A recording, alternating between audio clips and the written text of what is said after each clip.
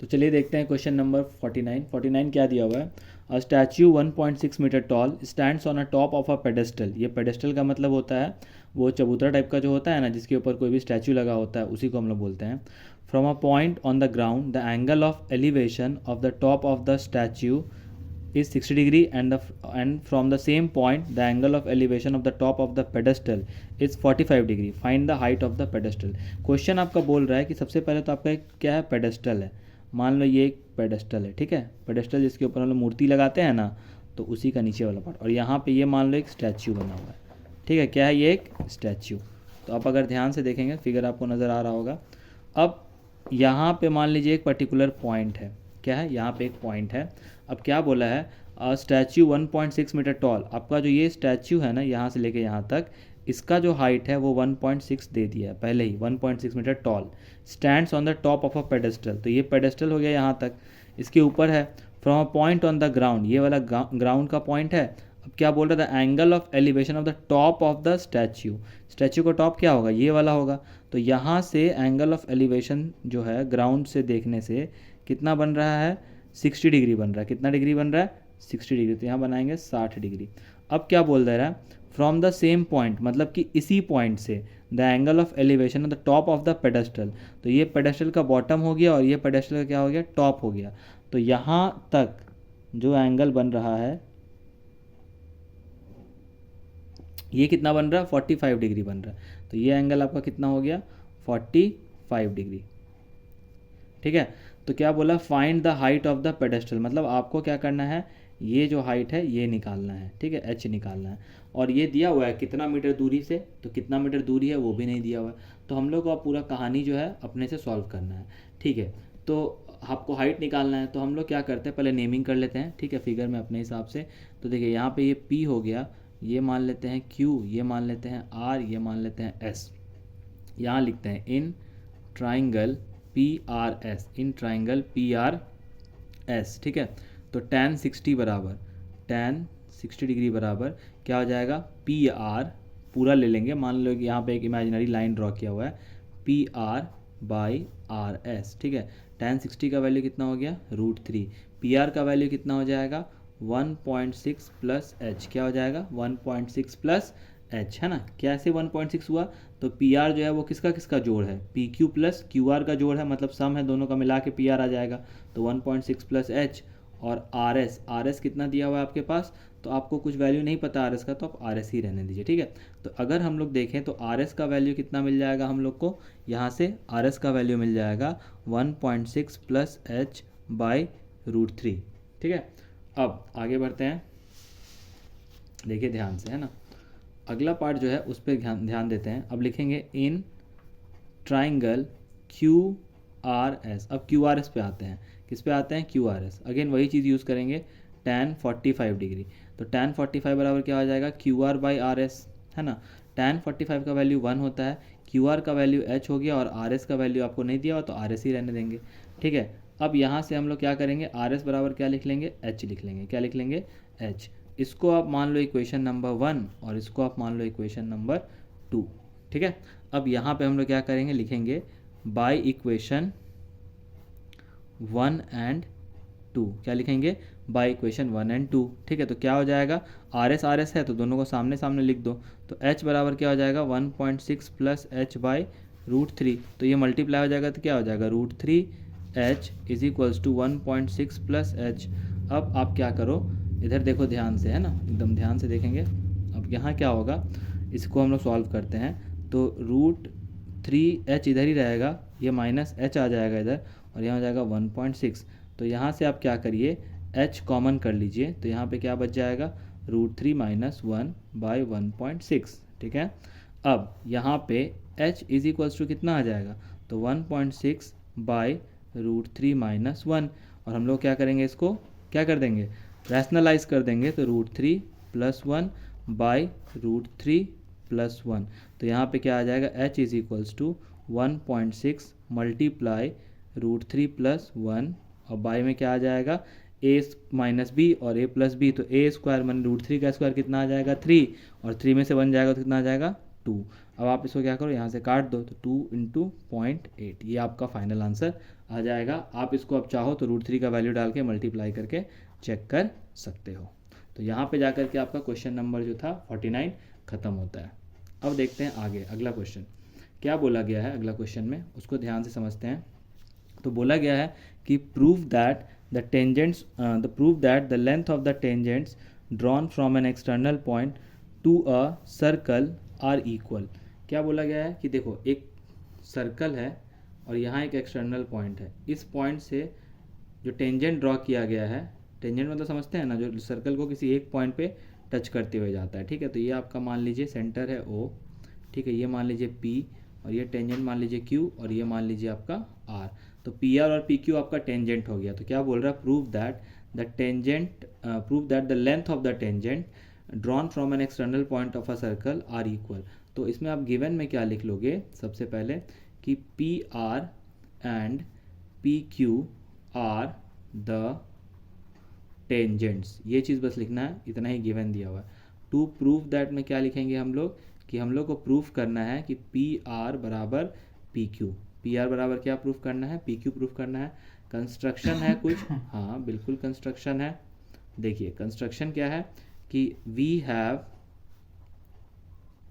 Have joined, हम लोगों ने क्या किया है, OQ को ज्वाइन कर दिया है और RO को, और यहाँ से क्या किया है, एक और लाइन जोड़ दिया है PO को। तो we have joined PO and OR and OQ, तीनों को हम लोगों ने ज्वाइन कर दिया, ठीक है। बस इतना सा काम था। तो अब हम लोग यहाँ क्या लिखेंगे, प्रूफ। क्या लिखेंगे, प्रूफ। और उसमें फिर क्या लिखेंगे वो देखने वाली बात है।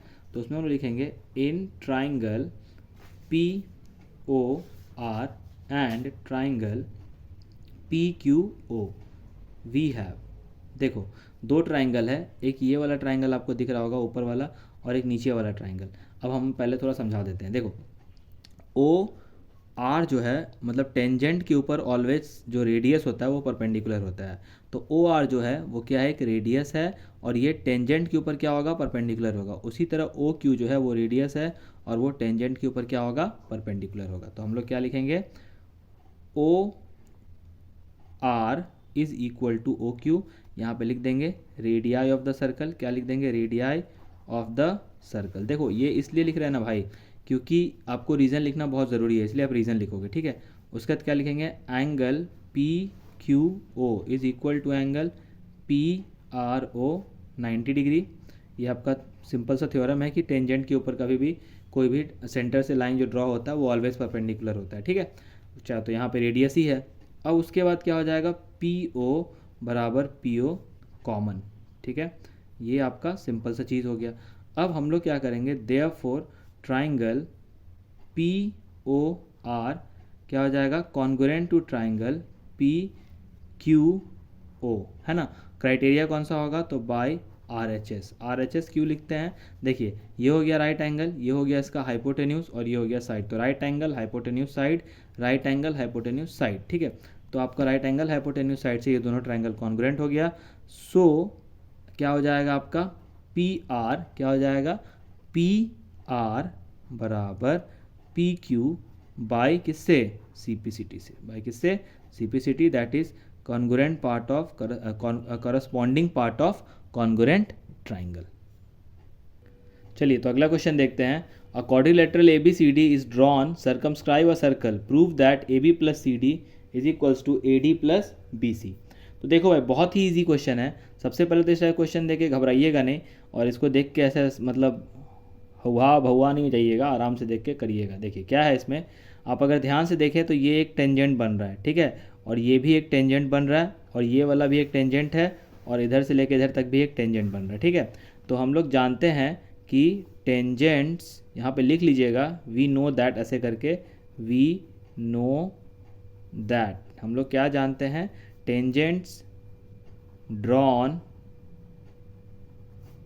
From external points of a circle are equal, ये जानते हैं। बस ये एक लाइन लिख दीजिएगा यहाँ से लेके यहाँ तक ये बहुत इंपॉर्टेंट लाइन है, tangent drawn from external point of a circle are equal. तो उसी बिहाफ पे हम लोग अब 4 इक्वेशन लिखेंगे।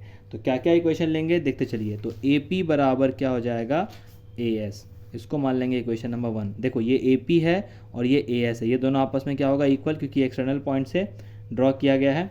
ठीक है, दूसरा क्या लिखेंगे हम लोग, बी पी बराबर, देखो बी पी खोजो जल्दी से, बी पी बराबर बी क्यू, तो यहाँ लिख लेंगे बी पी बराबर बी क्यू, ये हो गया आपका दूसरा इक्वेशन।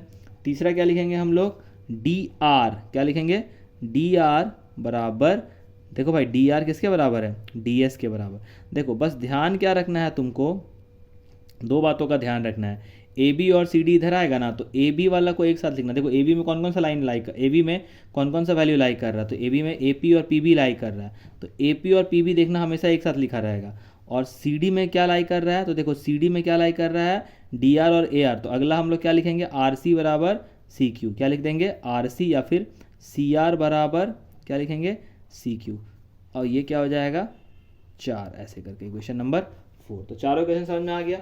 अब हम लोग सिंपल है एकदम, एक लाइन, एडिंग 1 2 3 एंड 4, क्या लिखेंगे, एडिंग 1 2 3 एंड 4, तो वी गेट, तुम लोग भी क्या करो भाई, सबको ऐड कर दो। तो A P plus B P, D R plus C R, ठीक है, और इधर क्या हो जाएगा, A S plus B Q लिखा हुआ है, plus D S plus C Q. थोड़ा सा हम लोग क्या करेंगे, इसमें हल्का सा चेंज करेंगे, चेंज बहुत ज़्यादा नहीं करना है, हल्का सा एकदम, ठीक है। देखो A P B P, A P P B या फिर बी पी को क्या लिख सकते हैं, ए बी लिख सकते हैं, तो ए बी लिख दिए, plus D R C R क्या लिख सकते हैं, सी डी लिख दिए। अब देखो ए एस और बी क्यू, ये तो कुछ है नहीं, तो ए एस और डी एस को मिलाओ, ए एस और डी एस को मिलाएंगे तो क्या मिल जाएगा भाई, ए एस और डी एस को मिलाएंगे तो ए डी आ जाएगा, और बी क्यू और सी क्यू को मिलाएंगे तो क्या मिल जाएगा, सी बी मिल जाएगा, या फिर बी सी मिल जाएगा, तो यहाँ लिख देंगे बी सी। और यही देखो ऊपर में, यही प्रूव करना था, तो यही हो गया आपका प्रूव्ड, इजी, क्वेश्चन खत्म। Prove that the parallelogram circumscribing a circle is a rhombus. देखो ये भी काफ़ी इंपॉर्टेंट क्वेश्चन है, और ये 19 में 14 में 15 में 4-5 बार आ चुका है ऑलरेडी, तो क्या पता इस बार भी आ जाए, तो इसीलिए इस क्वेश्चन को भी बहुत ही ध्यान से करेंगे। तो सबसे पहले तो आप फिगर बना लीजिए, फिगर बहुत ही आसान सा बनेगा। देखो आप एक क्या बना लो, पहले से एक रोम्बस बना लो, रोम्बस बना के चलना है पहले से ही, ऐसा नहीं कि प्रूफ करने बोला है तो बाद में रोम्बस बनाएंगे। और रोम्बस का आपको प्रॉपर्टी पता होना चाहिए, रोम्बस क्या होता है, जस्ट लाइक अ स्क्वायर होता है, बट स्क्वायर के सारे एंगल्स 90 डिग्री होते हैं, रोम्बस के सारे एंगल 90 डिग्री हो, ऐसा कोई ज़रूरी नहीं है। तो स्क्वायर जो है वो एक रोम्बस है, every square is a rhombus but every rhombus is not a square, ठीक है, ये याद रखिएगा। तो सबसे पहले हम लोग क्या करेंगे, एक क्या बना लेंगे, सबसे पहले एक रोम्बस जिसका नाम डाल देंगे ए बी सी डी, और उसके बाद उसके अंदर में सर्कमस्क्राइब बोला है ना, तो सर्कमस्क्राइब का मतलब क्या होता है, किसी भी चीज़ के अंदर में, तो सर्कमस्क्राइब अ सर्कल, तो सर्कल का नाम दे दीजिए आप पी क्यू आर एस, ठीक है, और बीच में सेंटर मान लो आप, सेंटर को तो मोर मानोगा कि बिना सेंटर का तो सर्कल ड्रॉ होगा नहीं भाई। अब हम लोग को क्या करना है, ये प्रूफ करना है कि ये जो है ना, ये क्या है, एक रोम्बस है। तो रोम्बस का रोम्बस का क्या प्रॉपर्टी होता है, चारों साइड को खाली इक्वल कर देना होता है। तो चलिए फिर यही लाइन आपको लिखना पड़ेगा, ये जो लाइन हम लोग यहाँ लिखे थे याद है ना, tangent drawn from the external point are equal, इसी लाइन को आप यहाँ पे लिख दीजिएगा, एज वी नो दैट, ऐसे करके पूरा, और उसके बिहाफ पे हम लोग ऐसे जैसे इक्वेशन लिखे थे यहाँ पे, वही चीज़ यहाँ भी लिखने वाले हैं। तो बहुत ही ध्यान से अब आप देखते चलिए। तो हम लोग यहाँ पे क्या लिखेंगे, ए पी बराबर ए एस, पहला इक्वेशन देख लो फटाफट, ए पी बराबर ए एस। दूसरा इक्वेशन क्या लिखेंगे, बी पी बराबर बी क्यू, पुराना वाला क्वेश्चन से पूरा मैच कर रही है, ठीक है। फिर क्या लिखेंगे, सी आर बराबर सी क्यू, ये हो गया आपका तीसरा इक्वेशन, देखते चलो, सी आर बराबर सी क्यू। चौथा इक्वेशन क्या हो जाएगा, डी आर बराबर, देखो यहाँ भी डी आर बराबर डी एस लिखे थे ना, यहाँ भी डी आर बराबर डी एस, ठीक है, ये हो गया आपका चौथा इक्वेशन। अब हम लोग क्या करेंगे, तो बहुत सिंपल है, वही वाला काम वापस से रिपीट कर देना है। तो हम लोग क्या करेंगे, एडिंग 1 2 3 एंड 4, तो यहाँ मैं डायरेक्टली ऐड कर दे रहा हूँ, क्योंकि हम लोग ऑलरेडी यहाँ पे सेम चीज़ ही बनाए हैं ऐड करके। तो हम लोग डायरेक्टली अगर ऐड करेंगे तो ये क्या आ जाएगा, आपको पता होगा, A B plus C D, क्या बोलेगा, A B plus C D, और बराबर क्या हो जाएगा हम लोग का, ए डी प्लस क्या हो जाएगा, A D plus B C, क्या हो जाएगा, A D plus B C. देखो हम कैसे लिख दिए हैं, क्योंकि तुम बोलोगे सर डायरेक्ट लिख दिए हैं। ये वाला क्वेश्चन अगर आप देखेंगे ना, सेम यहाँ तक का सेम है, A D plus B C तक का बिल्कुल डिट्टो एज इट इज़ उतार देना है, ठीक है। ऐड करने के बाद वही वाला पॉइंट आपका आएगा, ठीक है। तो अब आगे का जो कार्यक्रम है उसमें हम लोग को अब थोड़ा सा दिमाग लगाना है, ठीक है। अब दिया क्या हुआ है कि प्रूव दैट पैरेललोग्राम, तो पैरेललोग्राम भी तो दिया हुआ है ना क्वेश्चन में, इसका तो जिक्र नहीं किया हम लोग। तो भाई पैरेललोग्राम का मतलब क्या होता है कि opposite sides of parallelogram are equal. क्या होता है opposite sides of parallelogram are equal, मतलब ए बी और सी डी आपस में क्या होगा, इक्वल होगा। तो आप ए बी और सी डी को आप चाहें तो दोबारा से ए बी लिख सकते हैं ना, काहे कि ए बी और सी डी आपस में क्या है, इक्वल है। उसी तरह आप क्या कर सकते हैं, ए डी को रिप्लेस करके बी सी मान सकते हैं, तो B C plus B C, समझ रहे ना। देखो ये एक पैरेललोग्राम है मान लो, ठीक है। अच्छा, every rhombus is a parallelogram but every parallelogram is not a rhombus. तो मतलब ये लाइन और ये लाइन अगर क्या है, पैरेलल है और क्या है भाई, सेम है, इक्वल है, तो मतलब ए बी को आप रिप्लेस कर सकते हो किससे, सी डी से, ठीक है। तो वही चीज़ हम लोग यहाँ पे किए हैं। तो यहाँ पे क्या हो जाएगा, 2ab बराबर 2bc। अब 2 से 2 क्या हो गया, कैंसिल। तो ए बी बराबर क्या निकल गया आपका यहाँ से, बी सी निकल गया। क्या निकल गया, ए बी बराबर बी सी। तो उसी तरह से अगर आप आगे जाओगे, ए बी बराबर ए सी बी सी निकल जाएगा। सिमिलरली यहाँ पे लिख लेना, सिमिलरली अगर अब हम लोग यहाँ पे C D plus C D लिखे होते और यहाँ पे A D plus A D लिखे होते, तो क्या हो जाता, सी डी बराबर क्या निकल जाता आपका, ए डी निकल जाता। क्या निकल जाता, सी डी बराबर ए डी। तो देयरफॉर हम लोग का क्या निकल गया, ए बी बराबर बी सी बराबर क्या हो जाएगा, सी डी बराबर ए डी। सो क्या हो जाएगा, A B C D is a rhombus. रोम का बस है भाई, रोम का बस में बैठ के निकल जाने का है। तो चलिए देखते हैं क्वेश्चन नंबर 53 क्या दिया हुआ है। इन ट्राइंगल ए बी सी, देखिए ए बी सी आपके पास एक ट्राइंगल दिया हुआ है, X and Y are points, X और वाई जो है पॉइंट दिया हुआ है, ठीक है। On A B and A C, on A B and A C respectively, such that A X by X B, क्या लिखा हुआ है, A X by X B का वैल्यू दिया हुआ है 3/4, such that A X by X B is equals to 3/4। और ए Y बराबर कितना दिया हुआ है 5 एंड वाई सी बराबर कितना दिया हुआ है 9। Then state whether X Y and B C, X Y and B C ये पैरेलल है या नहीं। मतलब आप थेल्स का थ्योरम जानते होंगे या बीपीटी जिसको बोलते हैं, अगर इन दोनों का रेशियो सेम होता है, इसका कहने का मतलब क्या है, if A X upon X B is equal to A Y upon Y C, then क्या हो जाएगा, X Y is parallel to B C. ये हम लोग क्या जानते हैं, थेल्स थ्योरम जानते हैं। मतलब थेल्स थ्योरम कहता है कि अगर इनका रेशियो अगर सेम है तो ये और ये आपस में क्या होगा, इक्वल नहीं मतलब पैरेलल हो जाएगा। बट चेक कर लेते हैं, तो ए वाई बाई वाई सी क्या हो जाएगा आपका 5/9 हो जाएगा। क्या हो जाएगा, ए वाई बाई वाई सी कितना हो जाएगा 5/9। अब जैसे ही आप देखेंगे तो यहाँ पे क्या पाएंगे कि 3/4 है A X by A B का वैल्यू, एक्स बी का वैल्यू, और यहाँ पे क्या आ जा रहा है 5/9, मतलब ये दोनों आपस में इक्वल नहीं है। तो यहाँ डायरेक्टली आप लिख लीजिएगा therefore X Y is not, या फिर नॉट के जगह डायरेक्ट पैरेलल का काट के देते, is not parallel to B C. बस ये एक लाइन का क्वेश्चन है, एक नंबर का क्वेश्चन हो सकता है या 2 नंबर का क्वेश्चन हो सकता है, बट फिगर देख करके आप लोग ज़्यादा डरिएगा नहीं। चलिए बढ़ते हैं अगले क्वेश्चन 54 नंबर की ओर। A and B are respectively the points on the side PQ and PR of a triangle PQR such that PQ बराबर 12.5, PA बराबर 5 सेंटीमीटर एंड BR बराबर 6 सेंटीमीटर। सबसे पहले एक काम कर लीजिए आप लोग, यहाँ पे एक फिगर बना लीजिए, ठीक है। फिगर ऑलरेडी आपका फिगर दिया रहेगा क्वेश्चन में, या फिर नहीं दिया रहेगा तो बना लीजिएगा। नाम क्या है देख लीजिए, PQR, ठीक है।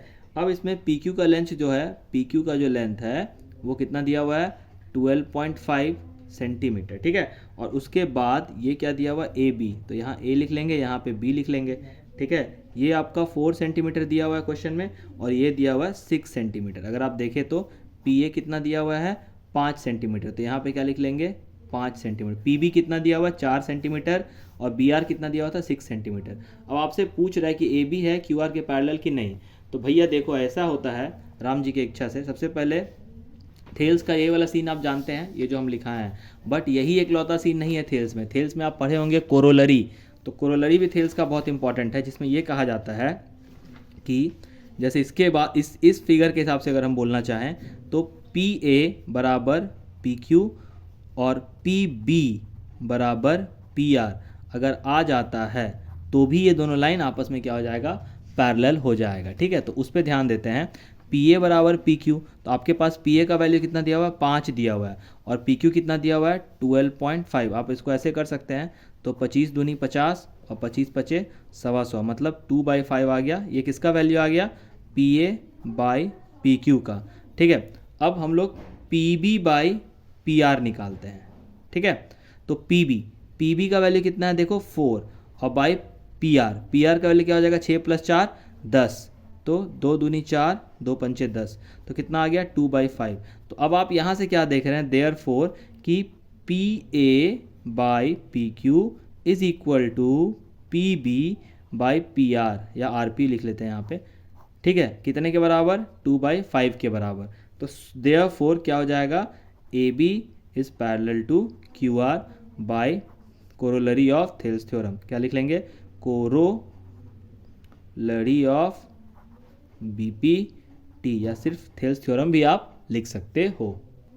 देखिए, आपको मैं एक चीज़ बता देता हूँ कि जनरली हम लोग इस क्वेश्चन में अगर ट्रायंगल्स पार्ट की बात करें तो उसमें बीपीटी थ्योरम बहुत इंपॉर्टेंट होता है। और आप बीपीटी समझ लीजिए, इसको हम लोग क्या बोलते हैं, बेसिक प्रोपोर्शनैलिटी थ्योरम बोलते हैं। क्या बोलते हैं, बेसिक प्रोपोर्शनैलिटी थ्योरम, जो कि मैंने ऑलरेडी आपके वीडियो वाले सेक्शन में मैंने इसका डिस्क्रिप्शन में लिंक डाल के रखा हुआ है, आप वहाँ जाकर के विजिट करिए, आपको ये वाला पूरा अच्छे से मिल जाएगा। तो इसमें हम लोग उस थ्योरम को नहीं करते हैं, बट वो बहुत ही इंपॉर्टेंट है, मतलब VBI है, और आपके बोर्ड्स में वो रहने का संभावना बहुत ज़्यादा है। ठीक है, तो सभी बच्चे उसको ज़रूर कर लीजिएगा। तो अब हम लोग बढ़ेंगे 56 नंबर क्वेश्चन की ओर। तो देखते हैं अगला क्वेश्चन क्या दिया हुआ है, इन ट्राइंगल, अच्छा इफ़ दिया हुआ, sorry, if L M parallel to C B, इसमें क्या बोला है, एल एम जो है वो क्या है, पैरेलल है किसके, सी बी के, एंड एल एन जो है वो पैरेलल है किसके, सी डी के। तो आपको क्या प्रूफ करना है, A M by A B equals to A N by A D proof करना है। ठीक है, तो सबसे पहले आप क्या करोगे, गिवन लिख लोगे। क्या लिख लोगे, गिवन। तो यहाँ पे गिवन में क्या लिखेंगे, L M parallel to B C and L N parallel to C D. सबसे पहला काम कभी भी आप जब बनाते हो ज्योमेट्री, तो उसमें क्या होता है, गिवन लिखना। फिर उसके बाद क्या लिखेंगे, टू प्रूव दैट। क्या लिखेंगे, टू प्रूव दैट। तो टू प्रूव दैट में ये वाला पॉइंट पूरा उठा के लिख दो। तो क्या दिया हुआ है कि A M by A B बराबर क्या दिया हुआ है, A N by A D दिया हुआ है। ठीक है, तो उसको लिख लेंगे। अब हम लोग क्या करेंगे, प्रूफ स्टार्ट करेंगे। ठीक है, तो प्रूफ स्टार्ट करते हैं और देखते हैं क्या प्रूफ किया जा सकता है इसमें। तो सबसे पहले हम लोग क्या लिखेंगे, इसमें कुछ इसमें हम लोग को कंस्ट्रक्शन तो करना नहीं है। तो सबसे पहले अब हम लोग क्या स्टार्ट करेंगे, थेल्स थ्योरम का दिमाग लगाना स्टार्ट करेंगे। ठीक है, तो हम लोग क्या लिखेंगे, इन ट्राइंगल क्या लिखेंगे, ए बी सी। क्या लिखेंगे, in triangle A B C L M parallel, L M लिखेंगे भाई, यहाँ एन लिखा गया। ठीक है, L M parallel to B C, तो क्या हो जाएगा, A M by M B बराबर A M by M B लिखे हैं ना हम लोग। तो लेकिन हम लोग को प्रूफ क्या करना है, देखो A M by A B proof करना है, यहाँ पे पकड़ना होगा हम लोग को थोड़ा सा। ठीक है, तो यहाँ पे ध्यान रखिएगा, ए एम बाई क्या प्रूफ करना है, ए बी। तो हम लोग क्या करेंगे, कोरोलरी वाला मेथड यूज़ करेंगे, A M by A B. तो यहाँ पे क्या लिख लेंगे, A M by A B बराबर उस हिसाब से क्या हो जाएगा, ए एल बाई ए सी। तो यहाँ क्या लिख लेंगे, ए एल बाई ए सी। ये हो गया फर्स्ट इक्वेशन। ठीक है, अब अगला इक्वेशन देखो कैसे होगा, तो उस पर ध्यान देना है। तो देखिए अगला इक्वेशन क्या होगा, तो इन ट्राइंगल क्या लिखेंगे, in triangle A D C we have क्या पैरेलल टू क्या है, हम लोग के पास एल एन जो है वो पैरेलल है किसके, सी डी के। तो हम लोग क्या लिखने वाले हैं, अब हम लोग देखो भाई ये प्रूफ करना है, तो हम लोग क्या लिखेंगे, A N by A D is equals to A L by क्या हो जाएगा, ए सी। ये हो जाएगा इक्वेशन नंबर 2। अब अगर तुम पहला और दूसरा इक्वेशन को देखो, तो ए एल बाई ए सी इसमें भी आ रहा, ए एल बाई ए सी इसमें भी आ रहा। तो क्या लिखेंगे, by equation 1 and 2 we have क्या मिला हम लोग को, A M by A B is equals to, by equation 1 and 2 हम लोग को क्या मिल गया, A M by A B is equals to A N by A D. Reason क्या हो जाएगा, अगर आप ध्यान से देखो तो रीज़न क्या हो जाएगा, इसमें 1 एंड 2 से ही किए हैं, तो इसमें कुछ खास रीज़न तो हम लोग को मिलेगा नहीं। ठीक है, तो डायरेक्टली हम लोग यहाँ पे A M by N D proved लिख देंगे। हाँ, आप यहाँ पे एक चाहो तो लिख सकते हो बाय बीपीटी, क्योंकि हम लोग खाली यहाँ पे पैरेलल लिखे हैं, तो यहाँ आप जरूर लिख देना बाय बीपीटी, बीपीटी लिख लेना, या पूरा लिख दो by using basic proportionality theorem.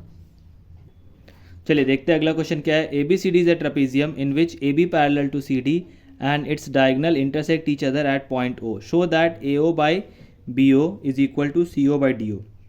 आपको दिया हुआ है कि ABCD जो है ना भाई, एक ट्रेपेजियम दिया हुआ है, ठीक है। ट्रेपेजियम का खासियत क्या है कि उसकी एक प्रॉपर्टी होती है कि अपोजिट साइड्स जो होता है, एक अपोजिट पेयर वो पैरेलल होता है, तो AB पैरेलल टू क्या होगा, CD। तो सबसे पहले हम लोग को क्या लिखा हुआ है, गिवन लिखेंगे हम लोग, ठीक है। तो गिवन में क्या लिख लेंगे हम लोग कि ABCD इज अ ट्रेपेजियम, क्या लिखेंगे, ABCD is a trapezium, trapezium लिख देते हैं पूरा, ट्रेपेजियम आप समझ लीजिएगा, जिसमें क्या है आपका AB जो है पैरेलल टू क्या है, CD है, और उसके बाद AC यहाँ पे लिख लीजिएगा, AC एंड BD इंटरसेक्ट बोला है कि बाइसेक्ट बोला है, वो ध्यान रखना है, इंटरसेक्ट बोला है, तो इंटरसेक्ट एट O, बस इतना ही बोला है आपको। गिवन के बाद टू प्रूव दैट, तो टू प्रूव दैट में आपको ये वाला उतार देना है पूरा का पूरा, AO by BO is equals to CO by DO, और उसके बाद कंस्ट्रक्शन है तो लिख देना है यहाँ पे कंस्ट्रक्शन, क्या लिखना है, वी हैव, ऐसे लिखेंगे हम लोग, we have drawn OE, we have drawn OE parallel to AB, है ना। और आप ऐसा भी लिख सकते हो OE पैरेलल टू DC, क्योंकि भाई देखो अगर आप OE जो है वो AB के पैरेलल ड्रॉ करोगे तो AB तो DC के पैरेलल है ही, तो इसका मतलब OE भी किसका पैरेलल हो जाएगा, DC का। तो आप ऐसे लिख सकते हो, we have drawn OE parallel to AB parallel to DC, ठीक है। तो अब हम लोग क्या स्टार्ट करेंगे, प्रूफ, क्या स्टार्ट करेंगे, प्रूफ। तो हम लोग क्या लिखने वाले हैं, लिखेंगे इन ट्राइंगल ADC, सबसे पहले हम लोग बात करेंगे ADC का, ADC ये ट्राइंगल का बात करेंगे, ठीक है। इन विच क्या है, इन विच OE जो है वो पैरेलल किसके है, CD के, ठीक है ना भाई। देखो ADC में OE जो है वो CD के पैरेलल है, OE CD के पैरेलल है अगर, तो हम लोग क्या लिख सकते हैं, AE बाई ED बराबर AO बाई OC, है ना, बाई क्या लिख लेंगे हम लोग, बाई BPT, क्या लिख लेंगे हम लोग, BPT, ठीक है। उसी तरह हम लोग क्या लिखेंगे, इन ट्राइंगल, फिर अगेन दूसरा ट्राइंगल लेंगे, इन ट्राइंगल ABD, क्या लिखेंगे, इन ट्राइंगल ABD। तो अब ABD को देखो, चेक करो, ABD ये वाला ट्राइंगल ABD, अब इसमें क्या पैरेलल टू क्या है वो देख लो। तो इसमें फिगर देखो पहले, ABD में OE जो है वो AB के पैरेलल है, तो क्या लिखेंगे, OE पैरेलल टू AB, ठीक है। तो अगेन अब इसमें क्या हो जाएगा, तो AE बाई ED तो चलेगा ही इसमें, AE बाई ED बराबर क्या हो जाएगा, OB बाई OD, क्या हो जाएगा, OB बाई OD, क्या हो जाएगा, OB बाई OD हो जाएगा ना, सिंपल है। आप सिंपली समझ लीजिए हम लोग क्या किए हैं, AE बाई ED बराबर OB बाई OD किए हैं। देखो क्या ही चाहिए, क्या AO बाई, अच्छा ठीक है, AE बाई ED बराबर OB, हाँ ठीक है, ये भी चलेगा, कोई दिक्कत नहीं है। हम लोग क्या लिख लेंगे, अगेन बाई BPT, ठीक है। ये हो गया 1 और ये हो गया 2। अब सीन में क्या है कि जब हम लोग इन दोनों इक्वेशन को देखेंगे गौर से, तो AE बाई ED दोनों आपस में इक्वल है, तो बाई 1 एंड 2 क्या हो जाएगा आपका, AO बाई OC जो है वो इक्वल हो गया OB बाई OD के, ठीक है। बट आपको प्रूफ क्या करना है, AO by BO equal to OC by DO। तो हम लोग क्या करेंगे, क्योंकि ये दोनों आपस में इक्वल है, तो हम लोग इंटरचेंज कर देंगे पोजीशन को, तो और यहाँ पे लिख करके क्या लिख देंगे, AO बाई OB को इधर लेके आ जाएंगे, तो OB बराबर ये OC को इधर रिप्लेस कर लेंगे, तो क्या हो जाएगा, OC बाई OD, और यही क्या करना था, प्रूफ करना था। तो ये हो गया आपका प्रूफ, सिंपल है, और यहाँ पे आपका प्रूफ खत्म हो जाता है। क्या दिया हुआ है, the mean of the following distribution is 18, find the frequency F। यहाँ पे आप समझ लीजिए मिसिंग फ्रीक्वेंसी का क्वेश्चन आएगा, या तो यहाँ find the frequency F of the class 1921। तो सबसे पहले क्या है ना, मीन के केस में क्या करते हैं हम लोग, अगर सिंपल सा मीन में एक सिंगल फ्रीक्वेंसी अगर आपका अननोन है, ठीक है, और वो फाइंड आउट करने बोला जाएगा। तो आप बिल्कुल घबराइएगा नहीं। देखिए सबसे पहला जो लिखा होता है उसको क्लास इंटरवल बोलते हैं। तो ये क्लास इंटरवल है, उसमें आपको सबसे पहले चेक कर लेना है कि क्लास, ये दोनों डेटा आपके पास दिया हुआ रहेगा, आपको ये और ये फाइंड आउट करना है, और जो गिवन या नॉट गिवन दिया रहेगा उसको फाइंड आउट करना है। तो क्लास इंटरवल में आप चेक करिए 11, 13, 13, 15, मतलब ये जो है रेगुलर क्लास है, कंटिन्यूस क्लास इंटरवल है। 13 से स्टार्ट हो रहा, फिर 17, 17, 13, 15, 15 से स्टार्ट हो रहा, फिर यहाँ देखिए 17 से स्टार्ट हो रहा, मतलब यहाँ पे कोई भी दिक्कत नहीं है। फ्रीक्वेंसी भी इजीली है, दिया हुआ है। सबसे पहले एक्स आई को हम लोग जो है ना क्या बोलते हैं, क्लास मार्क बोलते हैं। क्या बोलते हैं, क्लास मार्क। ठीक है, अब एक्स आई निकालते कैसे हैं, तो upper limit plus lower limit by 2। Upper limit किसको कहते हैं, 13 को, और लोअर लिमिट क्या हुआ, 11। तो 11 प्लस 13 कितना हो गया, 24। 24 का आधा करेंगे कितना हो जाएगा, 12। तो अब आप हर को जोड़ जोड़ के मत निकालिएगा, क्योंकि 2 का डिफरेंस है, तो आप क्या करो, यहाँ भी 2 का डिफरेंस खींच दो। तो 2 का डिफरेंस 14, 2 16, 16 2 18, 18 2 20, 2 22, 2 24। अब लास्ट वाला मिला लेते हैं एक बार। तो 23 और 25 कितना होता है, 48। 48 का आधा करेंगे कितना आएगा, 24। तो ये सही है अपना। अब आपको क्या निकालना है, F I X I. F I X I कहने का मतलब इन दोनों का मल्टीप्लीकेशन। तो 12 कितना हो जाएगा, 36। 14 छके कितना हो जाएगा, 84। 19, 16 नामा कितना हो जाएगा, 144। और 18 को जब हम लोग किससे मल्टीप्लाई करेंगे, 13 से, तो कितना आ जाएगा आपका, 234 आ जाएगा। कितना आ जाएगा, 234। यहाँ पे कितना हो जाएगा, 20F। यहाँ पे कितना हो जाएगा, 110। यहाँ पे कितना हो जाएगा, 96। ठीक है, अब सबसे पहला काम क्या है, समेशन ऑफ एफ आई लिखना। तो समेशन ऑफ एफ आई क्या होता है, सारे फ्रीक्वेंसी का सम। तो फ्रीक्वेंसी का सम आप निकालिए, कितना हो जाएगा, 4 5 9, 13 9 22, 22 9 31, 31 से 37 3 40। तो 40 प्लस एफ। ठीक है, ये हम लोग क्या किए, इसका सम निकाल दिए। अब अगला क्या है, इसका सम निकालना। तो एफ आई एक्स आई का सम। तो आप इसको जब जोड़ेंगे, फाइनली जोड़ जार करके जब आप देखेंगे तो कितना आंसर आ जाएगा, तो इसका आंसर आएगा आपका 704 प्लस 20F। क्या आ जाएगा, 704 प्लस 20F। जब आप इसको जोड़िएगा तो आपको इतना आंसर मिलेगा। अब हम लोग को पता है कि मीन बराबर क्या होता है, मीन। तो मीन तो यहाँ पे ऑलरेडी दिया है ना, mean of the following expression is 18। तो मीन को हम लोग रिप्रेजेंट करते हैं एक्स बार से, जो कि आपका कितना दिया हुआ है, 18। और फॉर्मूला क्या होता है मीन का, तो वो यहाँ पे चेक करेंगे हम लोग। अब ध्यान से देखिए, तो एक्स बार बराबर होता है summation of F I X I by summation of F I. तो एक्स बार बराबर हो जाएगा, एफ आई एक्स आई कहने का मतलब 704 प्लस 20F बाई कितना हो जाएगा, एफ आई का 40 प्लस एफ। ठीक है, क्या हो जाएगा, 40 प्लस एफ। और फिर यहाँ एक्स आई कितना हो जाएगा, एक्स बार कितना है, 18 है। तो 18 से हम लोग क्या करेंगे, 40 प्लस एफ को मल्टीप्लाई कर देंगे, और यहाँ कितना हो जाएगा, 704 प्लस 20F। ठीक है, कैलकुलेशन पार्ट थोड़ा देखिएगा ध्यान से इसमें, और कुछ नहीं। 18 चौके कितना हो जाएगा, 72, मतलब 720 प्लस एफ, और यहाँ पे क्या हो जाएगा, 704 प्लस 19F। ठीक है, कुछ खास नहीं है यहाँ पे। अच्छा सॉरी, 18 से F भी तो मल्टीप्लाई होगा ना दोस्त, यही सब छोटा छोटा मिस्टेक नहीं होना चाहिए। 720 माइनस क्या कर देंगे, 704, और यहाँ 19 नहीं होगा, यहाँ 20F था ना भाई। तो 20F माइनस कितना हो जाएगा, 18F। तो ये कितना आ जाएगा, 16, और यहाँ पे कितना आ जाएगा, 2F। तो F बराबर कितना आ जाएगा आपका, 8 आ जाएगा। कितना आ जाएगा, F बराबर 8। ठीक है, तो इसको ध्यान से देख लेंगे हम लोग। देखिए कैसे आया F बराबर 8, वो समझ लीजिए। 18 4 जा 72 का 100, और 18F, तो 18F से 20F माइनस किया, 2 आया। तो F बराबर कितना आ गया आपका, 8 आ गया। Therefore answer is 8। तो देखते हैं अब क्वेश्चन नंबर 59 क्या दिया हुआ। If the median of the following data is 32.5, मतलब कि आपका मीडियन जो है वो कितना दे दिया है, 32.5। फाइंड F1 एंड F2, आपके पास मिसिंग फ्रीक्वेंसी फाइंड आउट करना है, F1 एंड F2 को फाइंड आउट करना है। देखिए डायरेक्ट क्वेश्चन कभी नहीं आता है कि फाइंड द मीडियन, आपको हमेशा मिसिंग फ्रीक्वेंसी का ही क्वेश्चन मिलेगा। ठीक है, तो आपको याद रखना है कि मिसिंग फ्रीक्वेंसी कैसे बनता है, फॉर्मूला क्या लगता है।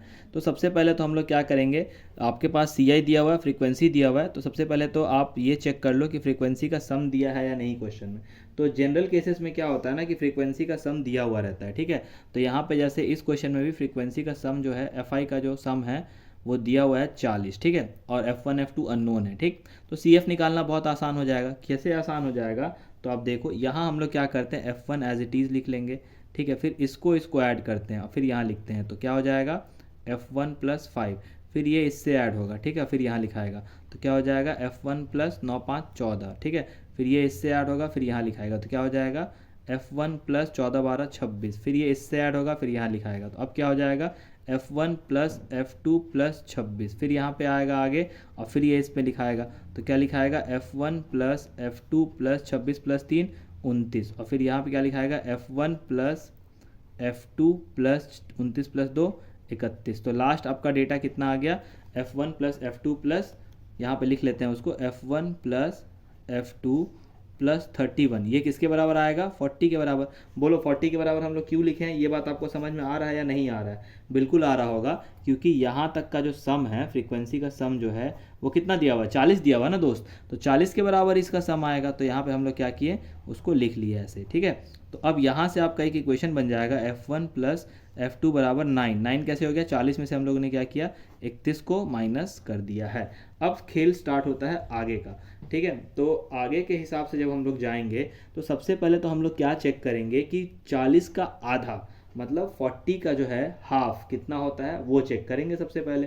तो 40 का हाफ जो है दोस्त वो कितना होता है, 20। क्या होता है, 20, n/2 जिसको बोलते हैं। तो n/2 मतलब 40 n हो गया, और n/2 मतलब 20। तो 20 कहाँ लाई करेगा, आप अगर देखें ध्यान से तो 20 किधर लाई करेगा, या फिर आप ऐसा समझ लो कि आपका मीडियन क्लास कौन सा होगा, ठीक है। तो मीडियन क्लास जो है, देखिए ये CF में देखा जाता है, तो 14 से बड़ा मतलब 20 26 यहीं पे लाई करेगा। तो ये क्लास को हम लोग क्या करेंगे, कंसीडर कर लेंगे मीडियन क्लास। क्या कंसीडर कर लेंगे इसको, मीडियन क्लास, ठीक है। अब यहाँ लिखेंगे 30 to 40 is our median class. इस पे ध्यान दीजिएगा, मीडियन क्लास, ठीक है। अब यहाँ बहुत इंपॉर्टेंट बातें होंगी, इस पे हम लोग गौर फरमाएंगे अभी धीरे धीरे। सबसे पहले मीडियन का फॉर्मूला लिख लीजिए। मीडियन बराबर क्या होता है, लोअर लिमिट प्लस n/2, ऐसे इसको अंदर लिख लेते हैं, माइनस क्या हो जाता है CF, ठीक है, by CF of preceding class होता है, याद रखिएगा, फ्रीक्वेंसी इंटू H, ठीक है। अब सीन में क्या है आपके पास, मीडियन का वैल्यू दिया हुआ है कितना, 32.5 बराबर lower limit of median class. Median class कितना है 30 40, तो इसका लोअर लिमिट कितना हो गया 30। सबसे पहले हम लोग ये लिख लिए, फिर प्लस अंदर आते हैं n/2 कितना निकाले हैं 20 माइनस CF हमेशा क्या करते हैं, जो भी आपका मीडियन क्लास होता है, जैसे यहाँ पे ये मीडियन क्लास है तो इसके ऊपर वाला लेते हैं प्रीसीडिंग वन। तो यहाँ पे क्या हो जाएगा F1, और प्लस है तो ब्रैकेट के अंदर जाएगा तो ये माइनस हो जाएगा, तो यहाँ पे डायरेक्ट F1 माइनस 14 लिख दिए। और बाई में क्या है F मतलब फ्रीक्वेंसी ऑफ मीडियन क्लास। तो फ्रीक्वेंसी कितना दिया हुआ है, तो 12 दिया हुआ है, तो हम लोग क्या करेंगे, यहाँ लिख लेंगे 12 इंटू H माने हाइट ऑफ द या फिर विड्थ ऑफ द क्लास, जो कि 10-10 का गैप दिया हुआ है, तो यहाँ पे क्या आ जाएगा 10। अब काट दीजिए इसको, 2 छक्के 12 2 पंचे 10, ठीक है। ये इधर से माइनस हो जाएगा तो कितना हो जाएगा 2.5, और बराबर 20 में से 14 जाएगा तो कितना हो जाएगा 6 माइनस F1 बाई कितना हो जाएगा 6 गुने 5, यहाँ लिख देते हैं, ठीक है। अब यहाँ पे हम लोग सॉल्व करते हैं थोड़ा सा, तो 6 दूनी 12 3 15 हो जाएगा यहाँ पे, और यहाँ कितना हो जाएगा 30 माइनस 5F1, क्या हो जाएगा 30 माइनस 5F1, ठीक है। तो अब हम लोग देखते हैं क्या सीन होता है। 5F1 को आप इधर भेज देंगे तो प्लस में आ जाएगा, ठीक है। कोना पे शायद आपको दिखाई दे रहा है कि नहीं, देख लेते हैं। 5F1 को जब उधर भेजेंगे तो ये प्लस आ जाएगा, और 30 से 15 माइनस होकर क्या मिलेगा आपको 15, तो 5 से करेंगे तो ये आ जाएगा 3। तो F1 का जो वैल्यू है वो आपको कितना मिल गया 3 मिल गया, कितना मिल गया 3। अब थोड़ा हम लोग F1 का वैल्यू निकालने के बाद थोड़ा ऊपर में आ जाता है, यहाँ पे F1 का वैल्यू 3 और F2 इक्वल्स टू 9, तो F2 बराबर कितना हो जाएगा यहाँ पे 6 हो जाएगा। F1 हो जाएगा 3 और F2 कितना हो जाएगा 6। तो आपका फाइनल आंसर कितना कितना हो गया, F1 हो गया 3, F2 हो गया 6। तो चलिए देखते हैं अगला क्वेश्चन क्या है। A survey conducted on 20 household. Household मतलब क्या होता है, फैमिली, समझिएगा थोड़ा सा। Household in a locality by a group of students resulted the following frequency table for the number of family, है ना, नंबर ऑफ फैमिली मेम्बर्स, क्या बोला है, for the number of family members in a household. आपको क्या निकालना है, find the mode of this data. यहाँ पे ये लिखा ही नहीं था, find the mode of this data. अब ये नया चिड़िया क्या है, मोड। तो सबसे पहला काम क्या है, मोड का फॉर्मूला लिखना। तो मोड बहुत ही आसान चीज़ है। मोड का फॉर्मूला होता है lower limit plus F1 minus F0, और बाय में क्या होता है 2F1 माइनस F0, और फिर माइनस क्या होता है F2 मल्टीप्लाई क्या होता है H, ठीक है। तो सबसे पहले मोड होता क्या है, तो जिस भी, अगर हम लोग पहले देखेंगे क्लास इंटरवल और फिर फ्रीक्वेंसी में जो हाईएस्ट फ्रीक्वेंसी होता है उसके सामने वाला जो मॉडल क्लास इंटरवल होता है उसको हम लोग बोलते हैं मॉडल क्लास। हमेशा क्या चेक करते हैं, हाईएस्ट फ्रीक्वेंसी। हाईएस्ट फ्रीक्वेंसी क्या होता है, जिस भी क्लास इंटरवल का हाईएस्ट फ्रीक्वेंसी होता है उसको हम लोग बोलते हैं मॉडल क्लास। तो ये क्या हो जाएगा, आपका मॉडल क्लास हो जाएगा। अब ये मॉडल क्लास का फ्रीक्वेंसी को हम लोग मान के चलते हैं एफ़ नॉट। क्या मान के चलते हैं, एफ़ नॉट। तो एफ़ वन मान के चलते हैं, इसको गलती हो गया, एफ़ वन मान के चलते हैं, ठीक है।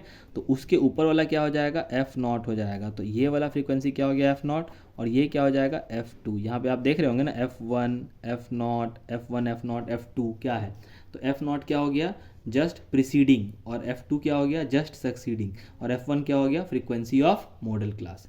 ये समझ में आया होगा।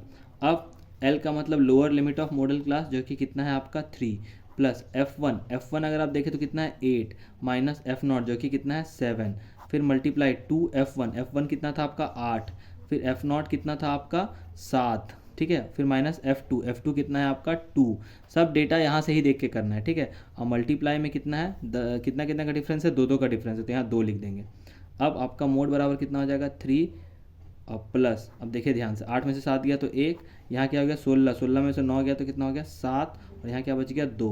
तो फाइनली क्या बच जा रहा है 3 + 2/7, 7 तिया 21, 2 23/7, तो 7 तिया 21, और क्या हो जाएगा 21 के बाद 2 0, 7 दूनी 14। तो समथिंग लाइक आपका जो क्वेश्चन का आंसर आएगा वो 3.28, मतलब लगभग आपका 3.28 जो होगा वो क्या हो जाएगा, मोड ऑफ द डेटा हो जाएगा, मोड ऑफ द डेटा।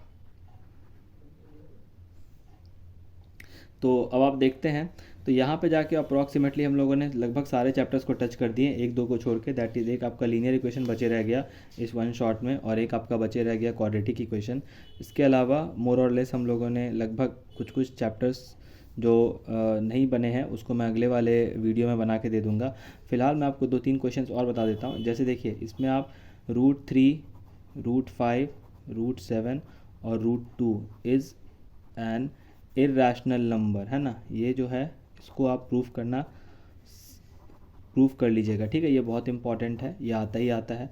और उसके बाद एक जैसे होता है 6 to the power n is, एक होता है 4 to the power n ends with, क्या एक होता है question ends with integer like something, इस टाइप का क्वेश्चन होता है, वो देख लीजिएगा। और उसके बाद एक होता है कंपोजिट नंबर वाला, वो देख लीजिएगा। HCF एंड LCM से रिलेटेड कुछ क्वेश्चंस देख लीजिएगा आप लोग, जो कि आपका रियल नंबर से आएगा। रियल नंबर जो है बेसिकली कैरी करता है 4 मार्क्स, जिसमें से आपका 2 MCQ होता है और 2 मार्क्स का क्वेश्चन रहता है, ठीक है। तो ये 4 मार्क्स ही कैरी करता है। और बाकी जो मैंने बताया है मीन मीडियन मोड का जितने भी क्वेश्चन बताया मैंने, ये एक आपका 5 मार्क्स 110% कैरी करेगा। और तीनों चीज़ें मैंने बता दी, मीन भी बता दी है, मीडियन भी बता दिया है, और मोड भी बता दिया है। मीन में बस आप याद रखिएगा एक अज्यूम्ड मीन मेथड होता है, उसको आप अच्छे से कर लीजिएगा। तो चलिए, ये इस वन शॉट जो है ये पार्ट 2 था इसका। तो ये वन शॉट यहीं पे ख़त्म होता है। फिर एक और वन शॉट जो बनेगा वो और मस्त वाला बनाऊंगा मैं इसके बाद। तो फिलहाल आप इस वन शॉट को देखिए, और इसमें जितना भी क्वेश्चन है उसको आप क्या करिए, प्रैक्टिस करिए। और सारे लोग शेयर कर दीजिएगा, कमेंट कर दीजिएगा, लाइक कर दीजिएगा। और जिसको भी मतलब जहाँ कोई डाउट हो या कोई भी प्रॉब्लम हो तो ज़रूर कमेंट बॉक्स में आप कमेंट करके भेज सकते हैं। तो चलिए फिर यहीं पे हम लोग अपना वीडियो एंड करते हैं।